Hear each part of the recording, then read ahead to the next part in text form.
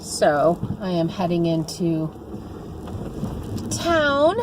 Thought I would talk about just the last couple of days. It's really hard to video with the kids because they are loud. So I thought I would take this moment. I haven't really videoed anything Saturday and Sunday. We haven't really been home. I've been home, but the kids have been home, and so it's just kind of chaotic. So that makes that a little bit difficult. But so I'm thinking about my trip to Arizona and eating on the road and vacationing, all of those good things, and trying to think of what foods can I take that can fit in my side bags on the motorcycle so that I can continue to eat keto. So I purchased a container of a box of keto protein bars from Slim Fast, and they're not bad. They don't taste bad, but I have noticed when I eat them, it stalls my weight loss. Now, is it because of that, or is it because of whatever else? But usually I do use it skipping a meal, and I eat that instead, and then I find that I don't actually lose any weight. So I'm a little bit concerned because I was hoping to be able to have something like that in the side bag to eat while I'm on the bike and traveling, because that's easy, it's simple, it doesn't take up a lot of room. You can, it fills me up. So I just don't know if I'm going to use those. What I've done before is jerky, and then I've also looked at, you got to be really careful when you purchase jerky because a lot of them have sugar actually in them. In the seasonings that they put in sugar. So you want to be real careful when you're picking jerky up. You gotta look at everything, like everything. So I was debating on trying to go ahead and make and package some of my own jerky, so again I can control the ingredients. That was the whole purpose behind the almond milk, purchasing that, the almond cow, was because then I could control the ingredients in the almond milk. So there's a possibility that I'll do that. I'm not heading over to pick up my friend in Mount Vernon until probably the 4th or the 5th of February, and then we're gonna drive the car down. Her motorcycle was shipped. We're gonna drive the car down, and then we'll get to ride around and do stuff that way. So right now the plan is to put a hitch on this little car and pull my leisure light trailer, and then I can take a cooler and I'll have a little bit more room and that kind of stuff. And when we do day trips, obviously I won't need it. But really the whole point of taking the trailer down there is for the trip back. When we actually bring our motorcycles back from Arizona up here to, hers goes to Washington, mine goes to Idaho. So that way we can camp along the way. Camping is so much cheaper and I enjoy it. It's fun. So again, it's just a spending money thing. And I also, when I'm on the road, I try to eat for $10 a day. I try not to spend any more than that. And in all honesty, I can do that really pretty well when I'm not eating out. That's the key. So, if those bags of jerky are pretty expensive. It's like, I don't know, $12, $15 for a pretty decent size. I need to carry dog food because the dogs ride on the motorcycle with me, and they eat the raw diet. They don't eat actual dog food. They eat human food fed to them raw, which I will go into a little bit more because I have a lot of people ask me about the raw diet and what my dogs eat. So I'm trying to decide exactly what I want to do. I am really leaning towards just making them into jerky. And like with the dogs, you can just put it in a thing of water, rehydrate it back up, and then they can eat it. If you don't want to just feed them the jerky a lot because they'll get really thirsty. It will dehydrate them. So putting it in a cup of water, letting it rehydrate up a little bit, then they're getting their water and their jerky at the same time, and they're not getting dehydrated. So that's kind of a thought. Picking up some chicken breasts and dehydrating that up, and something to that effect. Usually what I do is when I'm by myself is I just try to find a grocery store real close to when I'm stopping, and then I go in and I pick up stuff to throw on the grill and to cook for myself, and usually whatever that is I split with them, and then they get food also. So that's how I've done it in the past. It may possibly be how I end up doing it this particular time too, because again, there's only a certain amount of space on the motorcycle, and I don't want to have it all filled full of stuff that I don't need to be carrying. So, you've got, back to the keto foods, you've got nuts. You can purchase a can of olives for your fat intake, and nuts also have a huge amount of fat intake. And you can, again, the jerky or pepperoni or cheese sticks or that kind of stuff. A lot of times I'll stop and get one of those pre-made salads, little pre-made salads, and eat that. And then I usually try to buy a small thing of 6 eggs.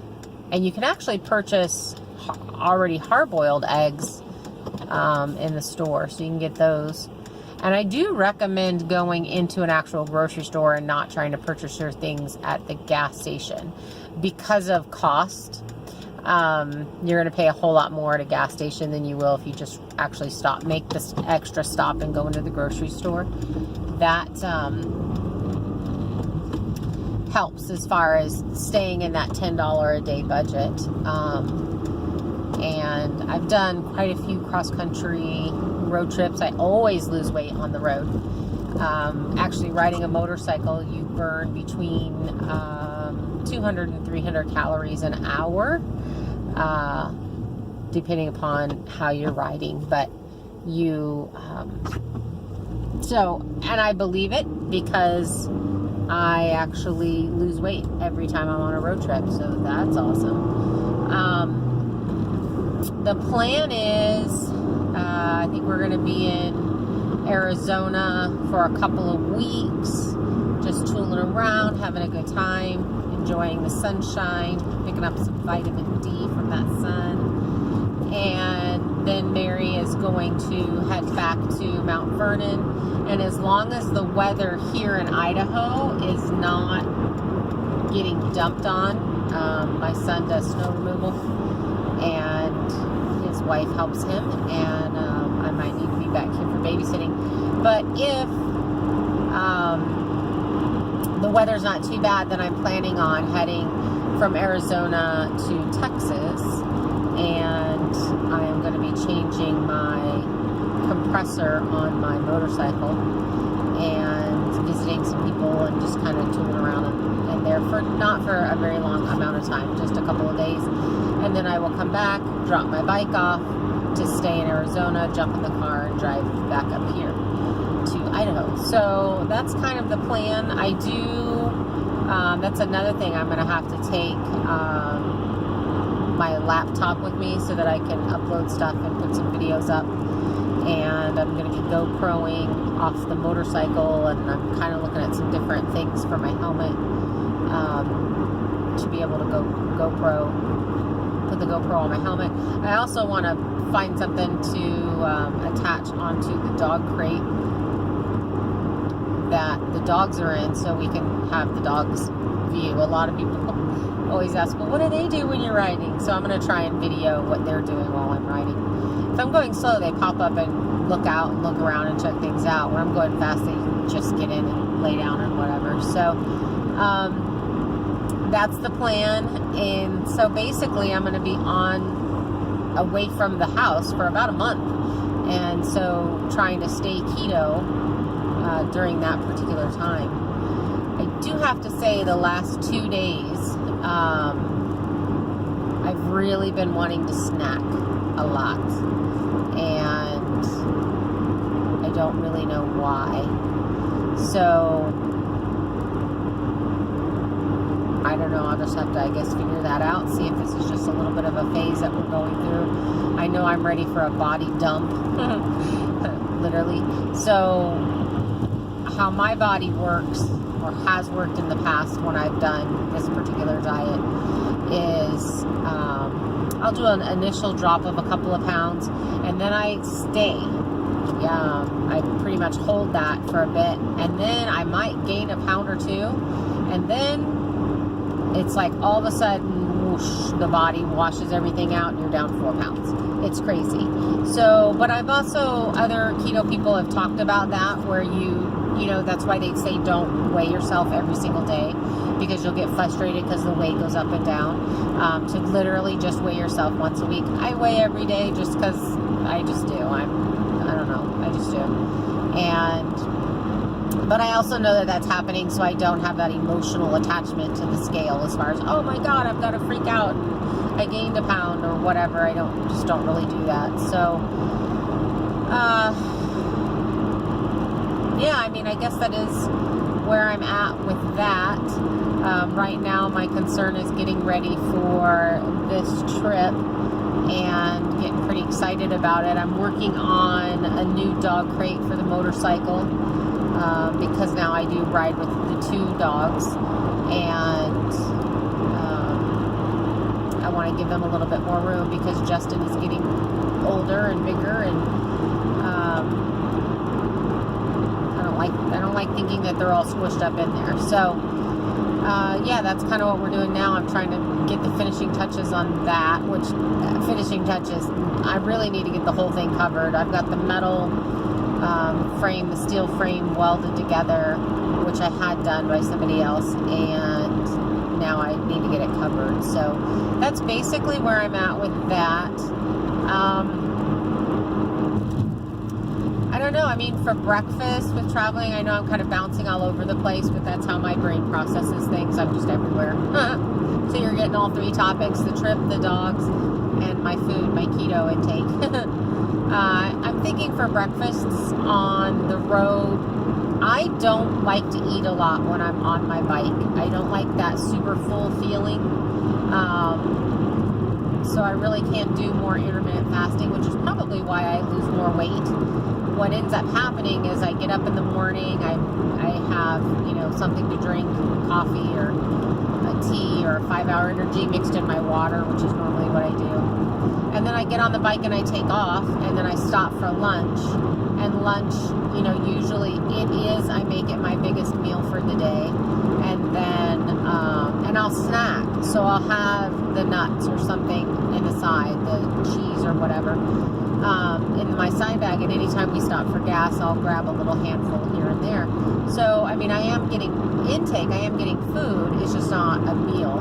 And then I stop for lunch and I make that my big meal. And then again, for the rest of the evening, I may do something small for dinner, but I'm usually just physically tired and I don't feel like eating, and, you know, and then I don't. So I do quite a bit more fasting when I'm on the road. Definitely, and it's obviously it's because I'm out of my head. I'm out of my head of what's going on. I'm bored. I'm sitting around the house. There's nothing to do. Oh, I'll cook. I'll eat. Let me look at YouTube videos on cooking. Let me watch TV shows on cooking, and then I get hungry, and then I want to eat. So it's this endless cycle of round and round and round or whatever. So, yeah, traveling is kind of the best for me diet-wise.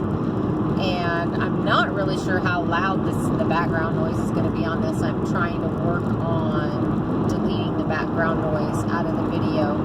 But, you know, I'm brand new at this and I'm learning, and so I'm trying to just add something new to each video as I'm editing it. And yeah. Alright, so I'm gonna, I don't know, play on my phone, not really play on my phone, I'm driving, make some phone calls, and chat with people that I haven't talked to in a while. Again, everything is difficult with the 2 babies in the house, just being loud into absolutely everything. So yeah, today's just going to be a really short video. I might not make it any longer than this, or add anything else to it than this. You know, because it's just, like I said, I didn't take any pictures of anything I cooked for lunch. I had another omelet. I like omelets. I like omelets better than the scrambles, and you add the stuff to it. I don't know why, I just do. And so I had that this afternoon with some steak and some asparagus, tiny amount of cheese, and I'm just super full. I'm going to be out for a few hours, so I ate a keto bar, and it's just kind of sitting in my stomach. So probably when I get home, actually I'm probably after this going to run to the grocery store, pick up some stuff to make some food for the dogs, so I'll video that tomorrow, for those people that are interested in feeding the raw diet to their dogs. So anyway, yeah, that's all I've got. I hope you guys had a great weekend. You know, I'm having a lot of fun doing this. It gives me something to do, and it's fun. I'm definitely getting better. Adding stuff, I'm getting more comfortable on the computer and the program, the editing program, and that's fun. And those people that know me know that I'm a talker. I don't have a problem with carrying on a conversation with my phone and nobody else in the car. It's kind of funny. You know, but it's fun. So I'm looking at equipment, kind of researching some stuff that I'm going to want to add to what I've got, and all that. So it's fun. I like learning. I like learning new things. But anyway, I'm going to get out of here, get off this, whatever. And you guys, I hope you had a great weekend. This is Sunday, and I'm trying to remember which day I started on. I'll probably just do a weigh-in. I think I started day 1 on last Tuesday. So maybe I'll do a weigh-in and a picture thing on Tuesday. But I am feeling kind of bloated and achy, but I think that's from the keto bars, to be honest with you. And I am going to do some research on doing keto when you're sick. We're not running fever. We're not anything like that. It's just kind of a little congested and tired, physically tired and just tired, but can't sleep. So, and again, I know this isn't the keto flu because other people in the house are having it and they're not eating keto. So I'm going to do some research on staying in ketosis when you're sick, and what you can do and what you shouldn't do and what you need to watch and all that kind of